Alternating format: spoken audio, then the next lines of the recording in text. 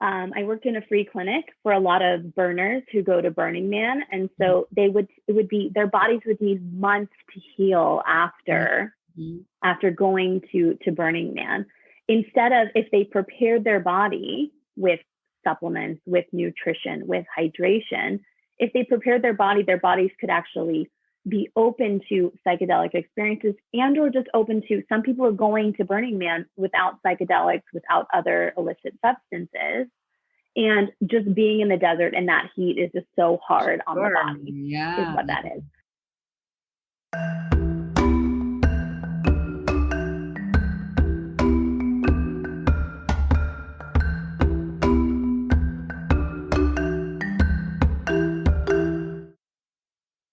Hello and welcome to Self Talk. I'm Rachel Astarte. Today, it is my great pleasure to have my first guest on Self Talk, because usually it's just me self-talking.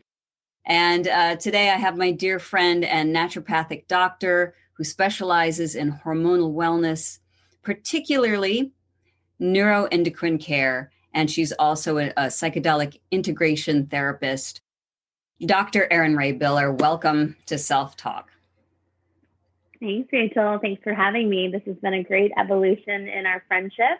Yeah. Considering we met many, many moons ago, and we're coming full circle, is what I would say. Yeah, I would say so too. And that's what makes this such a treat for me, because we've known each other. My goodness, we met, I guess, 13 years ago, almost 14 years ago. Almost 14 years ago in 2007. Yeah. After I'd finished a program and did a little bit of traveling and listened to my soul. And then I went back to what is, I think, a former home of mine, and hopefully maybe a home of mine in the future in some capacity. We met there in Udaipur in that beautiful hotel. In India. Mm-hmm. Yeah.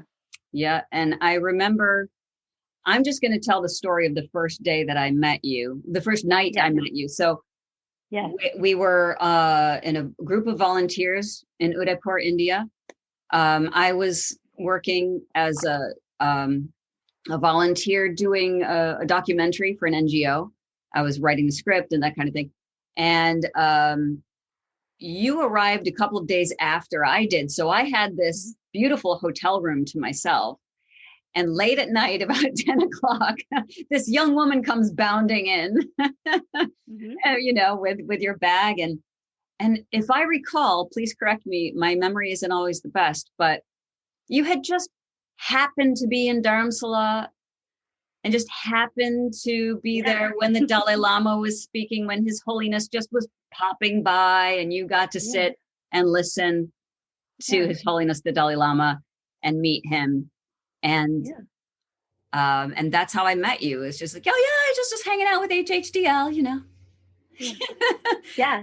And we fell madly in love. You got that right. Yeah, you got that right. I was in Bodh Gaya, so I was underneath the Bodhi tree where the Buddha found, had this moment. And I had one of those I had a lot of those moments where closing your eyes and breathing and connecting with the breath. I had what I would experience is, for lack of a better word, nirvana, where I just was at peace. I was at one with myself. I was at one with the earth. And absolutely, my roommate from college and I just happened to, we went into this temple and they said, hey, His Holiness, the Dalai Lama is coming tomorrow. We'd love to invite you. And I thought there was going to be like 300 or 400 people or 1,000 people. I mean, there are thousands of people around, and nope. It's a very small audience. There are all these people waiting outside, and they saw that we had a ticket. And so I was, waving the ticket in there. I'd be like, oh, come with us. It was a very small, little intimate audience. And it was pretty powerful.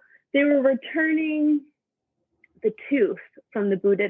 I believe the Buddha's tooth was being kept safe in Sri Lanka. And so they were turning the tooth from the Sri Lankan temple to the Sri Lankan temple in Bodh Gaya, is what that was. So it wasn't Dharamsala, it's Bodh Gaya. Okay, got it. Yeah, it was Bodh Gaya. Yeah. So you got that right. One of those. I just wore that necklace that I got, my mala beads that I got during that ceremony. I just wore them for my birthday, actually. Oh yeah, wow! Yeah. And happy birthday, belated to you. Thank you. So that was the first moment I met you. I got that story downloaded and I was like, Wow. And then we were just like buddies after that. That was it. We were Yeah. inseparable. And except when we went to work for our separate NGOs. So, so tell me, and from there, you said, you got this calling to do what you needed to do. How did you get into being a naturopathic doctor? Yeah, absolutely. So my mom always tells the story that when I was 3 years old, I told my parents that I wanted to be a doctor. And then a few weeks later, I came home and someone took me to McDonald's and I'd never been there before. So I told my dad, I was like, I'm going to work at McDonald's. My dad was, heartbroken. I went from wanting to be a doctor to working at McDonald's, but that didn't last very long, actually. And so my other best friend, she lives in New York and New Jersey. Christy Lazar can talk about how whenever we played pretend from kind of 3.5 until I left New York at about 10, I never really wanted to. We were making witch potions out in our little tree house, or I wanted to play doctor. And I would deliver babies of any type of animal. And I really wanted to always take care of them and do all of those things. And I grew up in a house that had a lot of medical doctors in it. And so long story short, I always wanted real medical equipment. And so someone would give me a plastic one and be like, oh, no. So they'd collect medical equipment from all of my family. And I really nurtured that and wanted to be a doctor until I was in high school. And I, thought, I looked at all the statistics of how hard medical schools were to get into. And I suppressed that voice inside. I made what was, what I thought was the more rational, more paper choice is what I would say. And I went to college and I had my dream job in college, my junior year of school. And my senior year, I had another really great dream job. I worked in professional athletics and I also had an advertising internship and a PR internship. And then I had loved the Foundation for Sustainable Development. So while I finished college early, I lied to my mom and dad, in particular my dad, and I was like, I have to go to India in order to work again with this NGO, the Foundation for Sustainable Development. So I went to India, studied sustainable development, traveled all over Rajasthan. And just a few months prior to that, I had been in a car accident and I was really feeling like my body wasn't necessarily living in a way that it was in alignment with myself. And that little voice from being younger was kind of coming up again and saying, it's great that you have all of these dream jobs and things like that.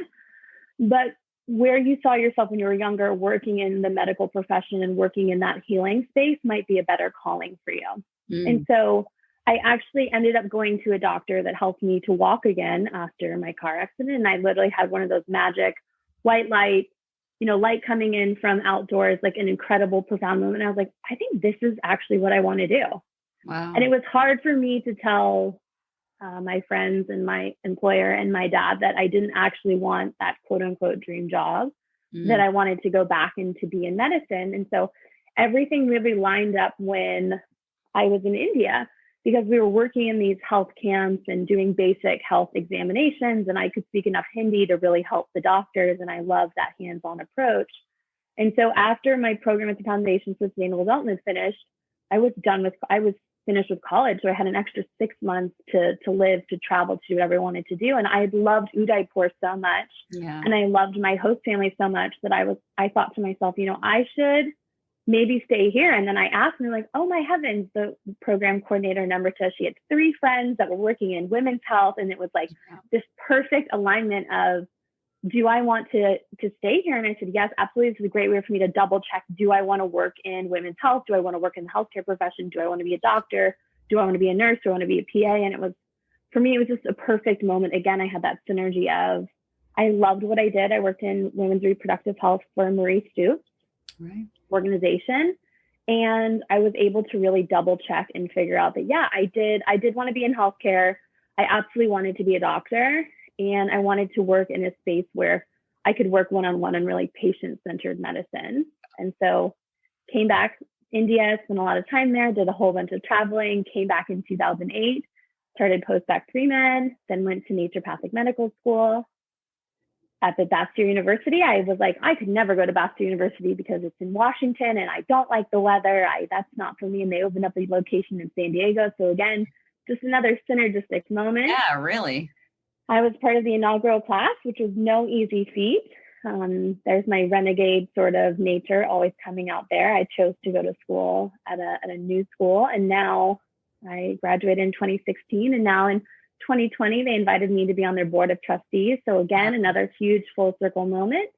And I practice as a licensed naturopathic doctor in California and in Arizona. And then I work via telemedicine and telehealth kind of globally. I see patients all over where I do medical education rather than direct treatment.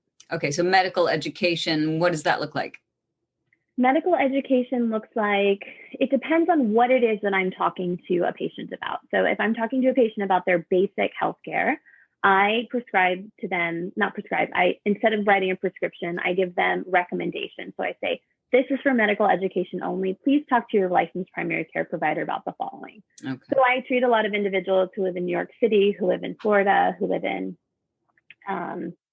Ohio is another interesting place, in Tennessee, where there aren't naturopathic doctors who are able to work the same way that I'm able to work with them. And so I give them recommendations. Let's say I would recommend the following lifestyle and behavior changes, or I recommend the following supplements, and I give them the research that I have and know based on dose, route, frequency, and say, hey, please talk to your licensed primary care provider about using this and creating a healthcare plan of what that is. Okay. Some people listen and follow up with their primary healthcare provider. A lot of individuals choose to just take that medical education and use it for themselves instead of just going to a supplement store and listening to, the person who's working in the supplement aisle. They get an actual understanding of what dose, route, and frequency looks like, and the research really behind that is what I would say. Yeah. And then in a different space for psychedelic integration therapy, that is really medical education, because these are controlled substances, except in Oregon now. Yeah. I'm so excited about that.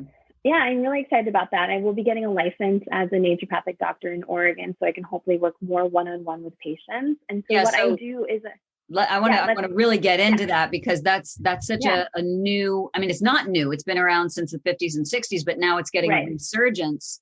And I would love for you to talk a little bit about psychedelic assisted therapies. Yeah, absolutely. Psychedelic assisted therapy, or psychedelic integration therapy, it really started for me in my own friend population. I saw a lot of individuals. I went to school in the San Francisco Bay Area, and I have seen a lot of individuals who work in tech and who work in big tech or in health tech.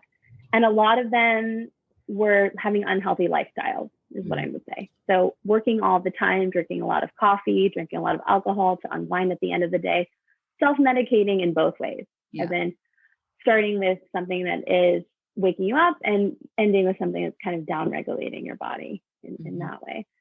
And I just witnessed in a lot of my friends and acquaintances, they, instead of were talking to me about, I'm tired, I'm burnt out, I'm fatigued, I'm overwhelmed, I don't like my job, I want to get out. I just want to everyone was like, I want to get a van, I want to get a Sprinter van, and I just want to live out of my van and connect with the earth. I witnessed all of these individuals. They were telling me, they were using low dose psychedelics, in particular, either psilocybin or psychedelic mushrooms or LSD, more predominantly psychedelic mushrooms. And they were using it, their partners were using it, their entire companies were using it. They were quitting coffee, they were being more productive at work, they were being more creative, they were finding more joy in their job. They were really making these huge changes in their lives that were much more beneficial. A lot of them still got the vans, but they were figuring out, how to enjoy the van on Friday, Saturday, Sunday, and going to work Monday really recharged and ready, and showing up for themselves and showing up for their families. So that's kind of what piqued my interest in this, is what I would say. And so that was probably when I was in naturopathic medical school, about 2012, 2013, 2014, just somewhere in between there, definitely before I graduated. And I just didn't know how feasible it was to build a practice in that way. And then I have been working with an integrative doctor here, and we have been talking about it. And I started experimenting myself and started working with a few clients who were asking me for it. And then I knew there was really something there when my average client who was asking me for it was either 60 years old or above, or a stay-at-home mom. And the stay-at-home moms were saying, I have been told I should go on antidepressants, or I'm on antidepressants and I'd like to get off of them. Or I feel like my lack of sexual interest is caused by the antidepressants that I am using. And I really do want to make a change. I want to be ready for menopause. I want my hormones to be on board. I want to be ready for this and experiencing this in a way that will help serve me. That was the moment, and that was probably 2 years ago, where I was like, this is here to stay and this is really moving. Mm-hmm. And then I got involved with some naturopathic doctors up in Oregon who worked on the initiative. So there were 2 huge initiatives that really happened in November. One is really decriminalizing possession of small amounts of, what were considered scheduled substances. And the other one that's really huge is being able to use psychedelics in a therapeutic setting with a licensed provider is what that is. Right. So that's the next level. What I'm doing now is I'm helping educate people on what is the safest way to use psychedelics, how to use them in a safer environment, and how to prepare your body for something like that. Meaning, not a good idea to be on an antidepressant and then decide that you want to go do ayahuasca, psychedelic mushrooms, and LSD. We really worry about the interactions that can happen with that. Absolutely. There can be serotonin sickness. There can be all of these other kind of known occurrences that can happen. So for me, I want to move beyond that medical education than I do. And again, still primarily now that medical education, people up in Silicon Valley, they have it dialed in. I wish they would come see me so that I can kind of help check in with them, is what I would say, and make sure they aren't just taking these things and not working with a therapist or working with some type of integration specialist. Yeah, I was going to say. We're doing, or working with someone like you. That's a really important point that I just want to pause for a second and then I'm going to ask you some more specific questions about it. But it's so important. Yeah, there's the experience and the expansion and the awareness that comes in, the gift, as I call it, the gift. Yeah. But then you have to process that gift and integrate it into your day-to-day life, or else you've wasted the gift. Right. So, and it's more than just, even for me, and this is why I love being a naturopathic doctor, it's more than working with someone in a therapeutic arrangement. For me, it's also looking at things like vitamin D that's highly tied to someone's mental health status. It's looking at their diet and figuring out, are they eating our reductionistic, sad, diet that we call, the standard American diet that's highly processed, that's high in sugar, that isn't going to give them the nutrients and cofactors that they need in order to make those neurotransmitters, in order to be able to even feel things, because you've fed the body the nutrients that it needs, is what I would say. Right. And so it can also be, what is their omega oil status? What is their cholesterol? What is their blood pressure? There are other things that even go beyond that, taking the gift and living the gift. It also is like, how do you set the foundation in the body to actually make those things move forward? Absolutely. Because if you're it's like throwing it in the garbage can if you're not taking care of the body. Yeah. Totally. And I saw that I worked in a free clinic for a lot of burners who go to Burning Man. And so their bodies would need months to heal after going to Burning Man. Instead of, if they prepared their body with supplements, with nutrition, with hydration, if they prepared their bodies could actually be open to psychedelic experiences, and or just open to, some people are going to Burning Man without psychedelics, without other illicit substances. And just being in the desert and that heat is just so hard on the body, is what that is. So it's all about foundation and preparation, and then also taking care of yourself kind of afterwards, is what I would say. Yeah. And of course we could talk about this forever because it's such a great, but what I'm getting from what you're saying is how important it is to just prepare the body, as well as having the right dosage. And that, I guess, was the next question I had. I know a little bit about it, but it's not something that you pop every day, a pill every day or a capsule every day. There's a set regimen, right? And a certain amount depending on the person. Isn't that? Yeah, it is. It does depend on the person. And I'd say in the beginning, people came to me wanting more of that. They wanted to know how to where to find or how to safely use. And I want to keep my medical license, so I don't really tell people where to find these things, but I tell them how to safely look at something, is what I would say on that one.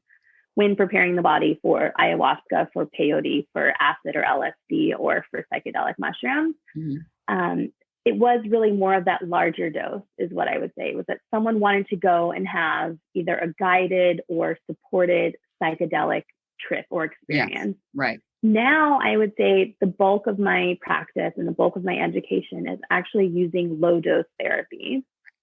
I use the word low dose because microdose isn't necessarily the same realm that I understand. A microdose is LSD, in my opinion, where you're using micrograms of something. So you're using a microgram dose of something. Low dose is something like psychedelic mushrooms, where you're still taking about, on average, patients take about 100 milligrams for a few days, for 5 days on and then 2 days off is what that is. That's on average, is what I would say. And things are going to change because there's now these big tech companies, there's these psychedelic pharmaceutical companies, there are some in Canada, there are some in Amsterdam, in Holland, where these things are legal to use. And that's probably going to change. Access will actually look like getting a medication is kind of some of the mindset on that. Good, bad, and various people want that. Other people don't really want that, but good, bad, or indifferent, we will be able to get a standardized dose is what I would say. And that's where I am. My hat comes on as a clinician, is figuring out what is the standardized dose and how do you give that standardized dose safely to individuals. Yeah. Beautiful. And so in general, I would say it's usually that 100 milligrams of psychedelic mushrooms, 5 days on, 2 days off. Some people prefer to do 4 days on, 3 days off. There are people who are using LSD. I see usually people taking 5 to 10 micrograms is kind of on average what I see. And similar thing on that one. They do 5 days on, 2 days off, or they do 3 days on and 4 days off. It's just, they're not doing it all the time. Right. And people come back and they report amazing things. I worked with a woman to help her safely reduce her psychotropic medication. I worked in unison with her psychiatrist. Her psychiatrist knew what she was doing, as did her psychotherapist. Everyone, all three of us. So she's this team of integrative healthcare providers, which is the ideal situation. So absolutely, the psychiatrist understands is what she's doing. The goal is for her, at first, she's going to do low dose therapy with psychedelic mushrooms. And then her end goal is to eventually use ayahuasca. That's her end goal. But we have to get her there because we want to wash the medications out of her for quite a bit of time, about 8 weeks of time. Right. So everyone's on board. And so the first thing that happened is she was coming off of the medication, and she reported to me, she said, I'm starting to feel things. I watched a movie and I cried. There was something sad happened in the movie and I cried. And I was like, that is amazing. You are feeling, you were going back to feeling things that you were not able to feel before. Wow. And so she got off of all of the psychotropic medication, and she started after that. She took a little bit of a break. She took some supplements. She took some B vitamins. She took some vitamin D. We helped fix her thyroid. We gave her some omega oils. We gave her, nutrients. She did a nutrition evaluation. We gave her nutrients that she was lacking in. She was lacking in zinc. She was lacking in copper. So, she's on this whole plan. And so after that, she's feeling really good. She's ready to do the low dose psychedelic mushrooms. She does the low dose psychedelic mushrooms, and she's like, I see the sky now. She was like, I'm seeing things that I didn't really like. I can see the trees. Like I can see the birds and the trees. I can hear the animals around me. Like my senses are being reawoken is what that is. Wow. And so she's washed off of that. She's a 2-week wash of that. And then hopefully in the new year, she's going to have this ayahuasca experience. And I look forward to hearing that from her. And she has significant trauma from her childhood, and she's ready to address that significant trauma from her childhood to really move forward is what I would say on that capacity. Yeah. And that's such an important aspect of it too, when people are dealing with trauma, to have that support team, it is extremely helpful and in fact necessary before you can sort of go this alone, which a lot of people do, unfortunately, and they just don't have. I mean, some of my patients will have experiences doing ayahuasca and no one there to help them process it and integrate it. And it can do damage psychologically, Yeah, it can. Yeah. And it can mimic psychosis. It definitely can. It can mimic psychosis, and it can exert mind control, and it can become also something that is difficult to acknowledge where you actually are in time and space. because you've had this amazing experience, you've had this amazing gift, and then all of a sudden being back here in reality is just so very difficult, is what I see. And that's where people really do need psychotherapy. They need psychotherapy support. Yeah. And in my opinion, that support really helps people kind of integrate and move forward, is what I would say. Yeah, I think that you've got it spot on. I mean, there has to be that team that has to mind, body, spirit, you know? Yeah. So. And also the foundations again, which is, you know, like I remind people, you know, if you're drinking 3 cups of coffee a day, I'm not really into you taking a low dose psychedelic mushroom when you're taking 3 cups of coffee a day. If you're not moving your bowels regularly, if you're not moving and experiencing nature and you're just going to sit down at a desk in front of a blue light computer, that's not the ideal arrangement.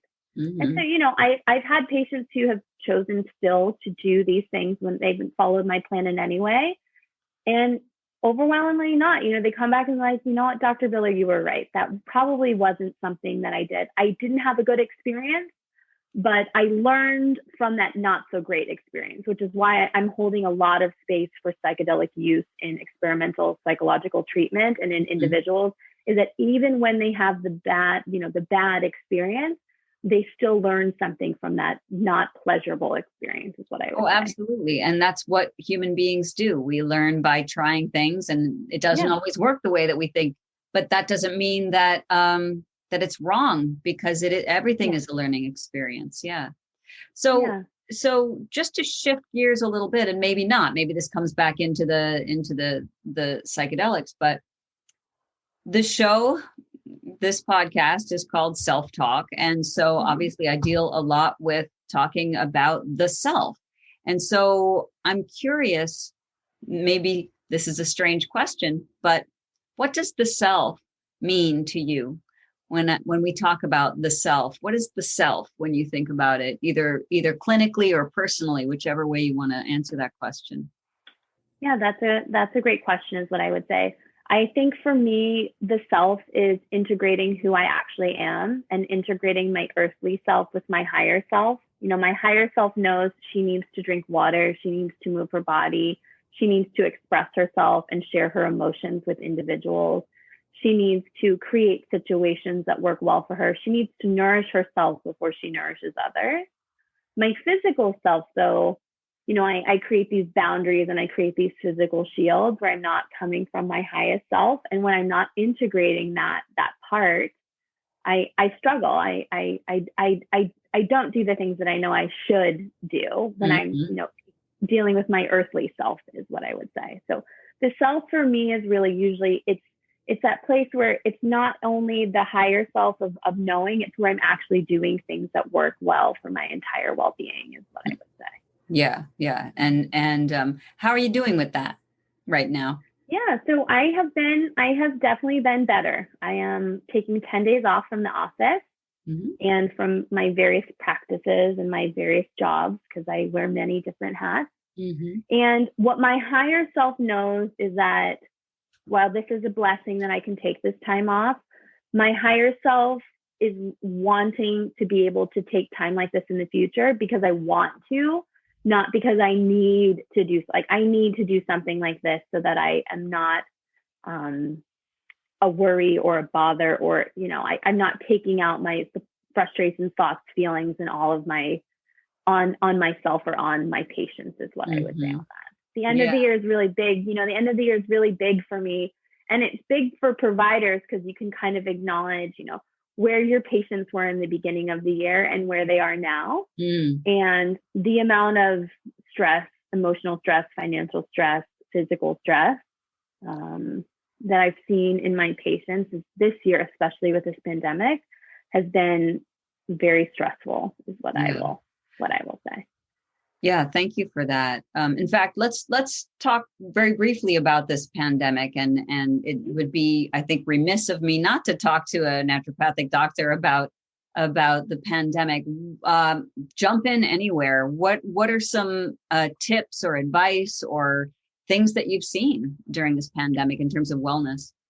Yeah, for wellness, you know, the best things that I really did see, I learned this from, I have a lot of international patients who are associated with the military or their spouses in the FBI or in the CIA, and they're stationed in different places all across the world. Mm-hmm. And they dealt with the pandemic earlier than we dealt with the pandemic. And they instilled in me this idea of getting a cohort.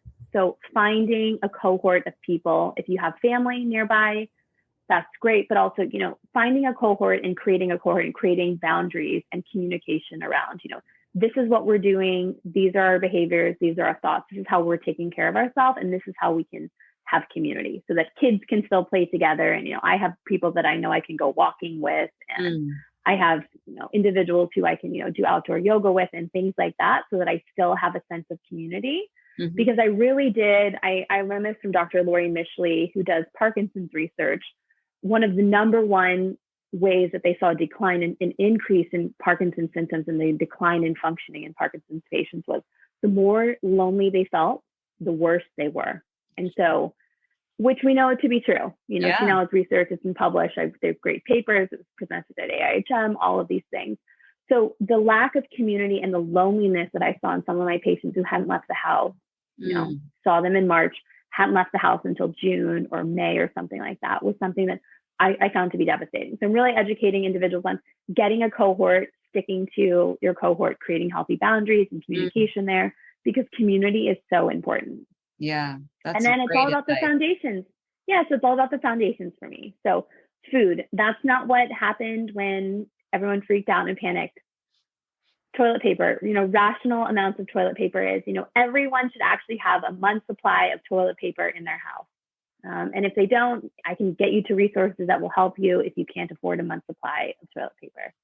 But it looks like shopping around the outside of the store, the entire outside of the store, all the fresh foods were still available.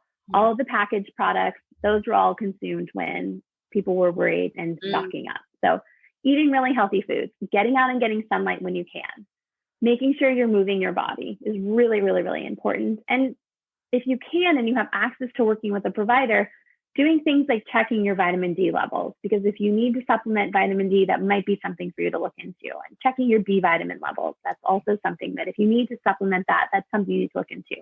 Because our bodies, we have our innate immunity, we have our adaptive immunity, and we have nutrition that helps our bodies to actually process and create and have cellular barriers. All of these things kind of are something that we need to take a look at, is what I would say. Yeah, completely agree. I love the cohort idea. Why didn't we think of that earlier? But that's so brilliant. And yes, of course, and keeping your body healthy, that's a big part of it too. Yeah, for sure. Thank you. Also, if someone does get sick, there are ways that have now been researched that might be, better ways to take care of your body than not. Maybe not the smartest thing is to go home and to just drink a bunch of Gatorade and to not move your body.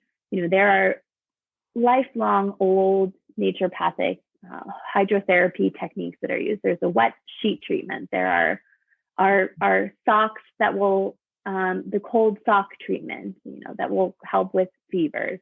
There are herbs that can be used that can kind of help mitigate some of the signs and symptoms that are associated with this pandemic, but also can just provide you a little bit of relief beyond taking Dayquil or NyQuil or things like that, is what I would say. And, great things, melatonin, there's all sorts of immune support that we tried and true. We have research on it. About tapping into it and using that instead of necessarily, I have a patient who got COVID and didn't leave the bed for 5 days. It was like, he didn't know what else to do. And I was like, you didn't think about taking a shower maybe to help? And he's like, no one gave me anything. They gave me a piece of paper that looked similar to the flu and said, take Tylenol and rest in bed. And I did that. And I'm like, well, you can also shower and you can also, eat chicken soup or vegan mushroom soup. And, it's okay to take a few supplements as well. That's the time to call your licensed naturopathic doctor. That's the time to call your integrative healthcare provider. Yeah. Beautiful. And I think that's really, really helpful advice and very practical advice too. So thank you for that. I want to thank you for being here. But first, I would love for you to share with the listeners how they might be able to get in touch with you. Is there anything that you would like to share with us so that we know how to find you? Yeah, so I have a few practices is what I would say. I'm here in California at Nature and Science Medicine. I'm also, which is a clinic that I work in, I see patients on one-on-one. I do a lot of procedures there as well. And then I basically see patients all over through my telehealth practice.